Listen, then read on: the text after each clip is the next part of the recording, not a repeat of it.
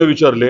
पहिला प्रश्न हा होता की आचारसंहिता लागायच्या आधी किती प्रशासकीय मान्यता दिल्या होत्या आणि किती कार्यारंभ आदेश दिले, ची माहिती मागितली। आणि जानेवारी महिन्यापासून प्रत्येक महिन्यात जानेवारी, फेब्रुवारी, मार्च तिन्ही महिन्यामध्ये तसंच ॲडमिनिस्ट्रेटिव्ह अप्रूव्हल किती आणि वर्क ऑर्डर किती ह्याचा तक्ता मागितला। सगळं जे काय आहे ते मार्चच्या महिन्यामध्ये मोठ्या प्रमाणात झालेलं दिसतंय। आणि जी शासनाचे निर्णय आहे, शासनाचा जो आदेश आहे तो बेसिकली काय म्हणतोय, 1 एप्रिलचा आहे। ज्या केसमध्ये कार्यारंभ आदेश झाले नाही आहेत ते कामं आता थांबवा असा आहे त्याचा अर्थ। त्याचा अर्थ जर विस्ताराने सांगायचं म्हटलं तर असा अर्थ होतो की 31 मार्च गेल्यानंतर सुद्धा कार्यारंभ आदेश झालेले नव्हते।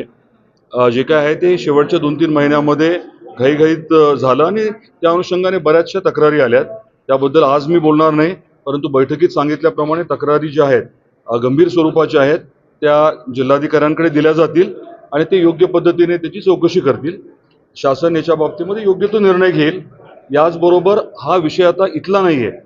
खरं तर इथे जे काही लोकप्रतिनिधी बोलले ते योग्य नव्हतंच, कारण जो विषय आहे तो इथला नसून शासनाचा निर्णय होता।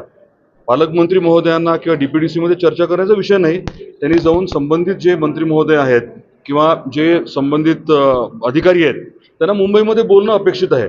परंतु उगा आपला कांगावा करायचा, काहीतरी खोटं नाटं बोलायचं हे अतिशय चुकीचं आहे। एकही रुपया कुठला कमी होणार नाहीये, परंतु जे काही गैरप्रकार केले गेले त्याच्या बाबतीत मात्र चौकशी निश्चित होईल।